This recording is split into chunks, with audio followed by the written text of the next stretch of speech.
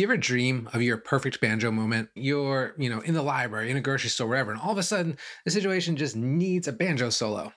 Maybe that's just me. But how do you get good enough at the banjo to have that moment when it comes? And you have come to the right place. There is tons of good information on YouTube from lots of great banjo players. It was how I learned initially, but where do you start, right? There's so much good information out there, and none of it is in order. How do you actually build a plan to get good at the banjo? Do you start learning a few simple chords? Do you just pull up the Guinness World Record fastest banjo player and try to be like him?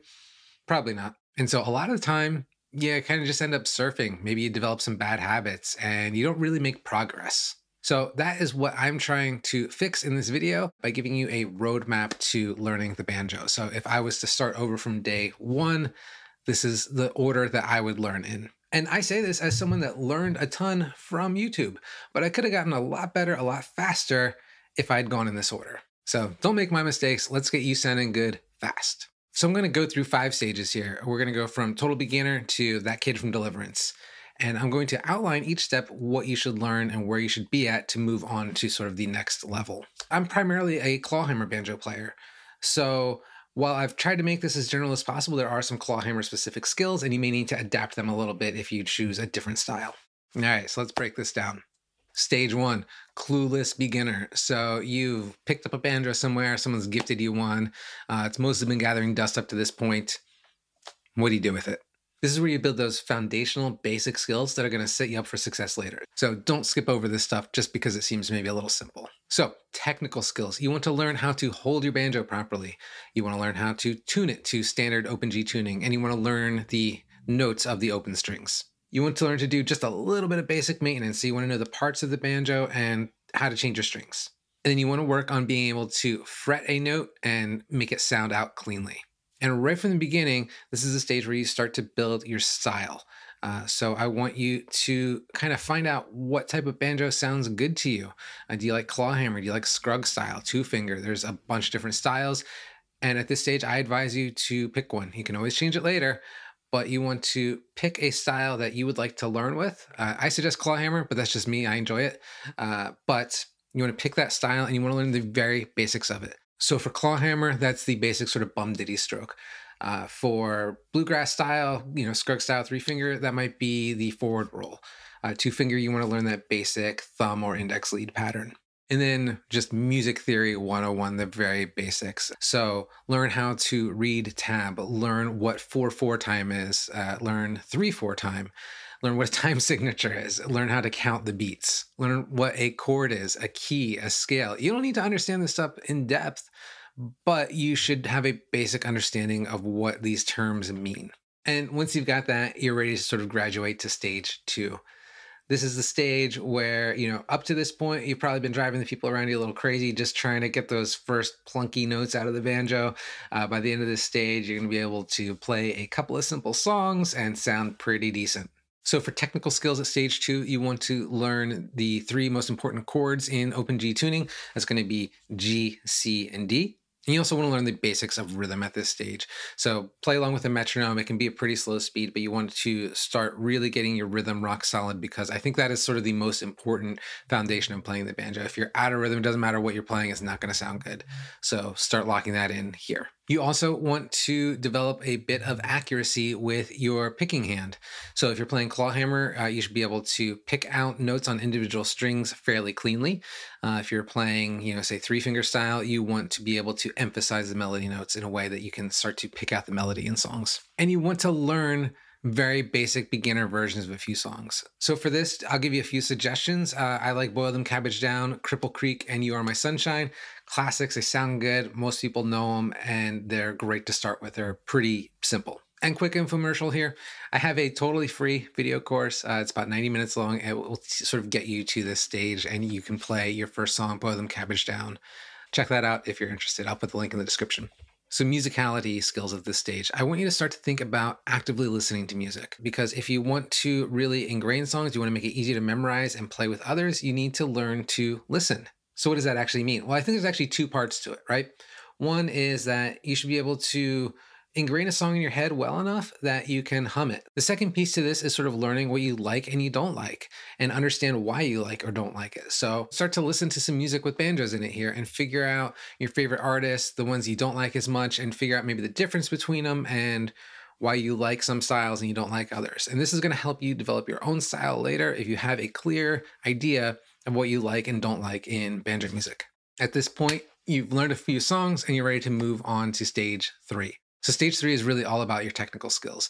By the end of this stage, you should be able to, if you have a tab for a banjo song, you should be able to play along with just about anything and it can sound pretty good. And this stage is actually a lot of fun.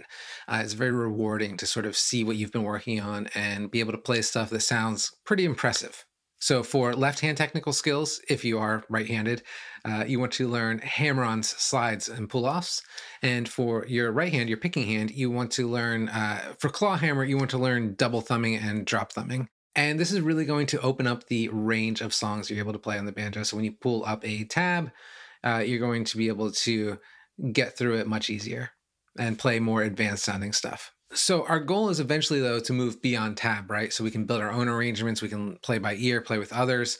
And so as far as music theory at this level, I want you to learn the Nashville number system. This is sort of the most useful system for playing with others, and it's really good to know early on. And then using that system, you should be able to find the 1, 4, 5 chords in any key. And then this is a great time to add a new tuning to the mix. So I would add double C tuning and learn the C, F, and G chords in that tuning. And finally, learn to use a capo, and so you should be able to play out of G, A, C, and D at this stage. And at this stage, I would commit a couple of songs from tab to memory. It's a good skill to have. It will be difficult if you don't fully understand why the songs work yet, but this can be really rewarding. And so a couple of songs that I recommend at this stage, they're maybe slightly more complicated than the last stage, but still not too bad, would be Barlow Knife, Black Eyed Susie, Soldier's Joy. That's a mix of G and C tunings. And yeah, I think you can have fun with that. Now, stage 4 is all about musicality. So you can basically play any tab that's set in front of you, right? But we do want to break free from that. So what we're going to work on in this stage is sort of developing our own style, our musicality, and learning to play with others. So one thing that's important to know is a lot of people stop at stage 3, right? Because stage 3 is really fun. You've got these technical skills, and when you play along with tabs, a lot of times you're able to play stuff that's sort of beyond your musicality skill level because you have good technical chops at this point. So when you start learning by ear or making your own arrangements, it's almost like taking a step backwards. The stuff you are coming up with sounds way less cool than what you're finding in the tabs. If you stick with it, it's super rewarding. Just a couple of technical skills at this level. I want you to be really comfortable with syncopation if you're playing clawhammer or banjo. And I think that's really useful for adding your own style to songs. I would learn the 1, 4, 5 chords in G and C tuning one position up because that's sort of useful for improvising later. And I would add sawmill tuning to the mix. Also, at this point, you should feel reasonably comfortable getting into just about any of the tunings out there and at least playing along with the tabs. So those are your technical skills at this level, but what about musicality? Well, we really want to emphasize playing with other people at this level. So if you've got a jam in your area, head there if you haven't already. And by the way, feel free to head to that jam day 1 if you want. You might be a little lost, but it's still really worthwhile and it's going to make you progress a lot faster. If you don't have a jam in your area, that's okay. Find a friend with a guitar, a couple friends, whatever. Just start playing with other people if you can. And at this level, you want to start being able to hear chord changes and make very simple arrangements on your own. A couple of good songs I would recommend here to start with would be Will the Circle Be Unbroken and I'll Fly Away. They're both simple and the melody notes tend to appear just right in the chord shapes. So they're very satisfying to learn when you're starting to build arrangements by ear. This is also a great stage to start exploring other styles. So whether you've sort of been wanting to try, two finger or clawhammer or whatever, this is a good spot to do that because you've sort of got the technical skills pretty well drilled in for your original chosen style. And you can sort of start to experiment and branch out here, and it's not going to impact your learning on the other style. And finally, you should begin slowly building more complex arrangements on your own. So you can sort of play simple arrangements on the fly if you're playing with others, or even just simple backup with chord changes. That's great if you can do that.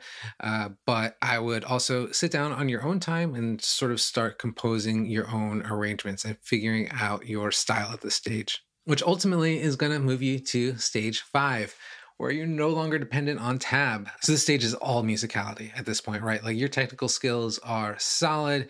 They're no longer a worry. At this stage, I think you should really concentrate on your own arrangements and how to arrange songs in your own style.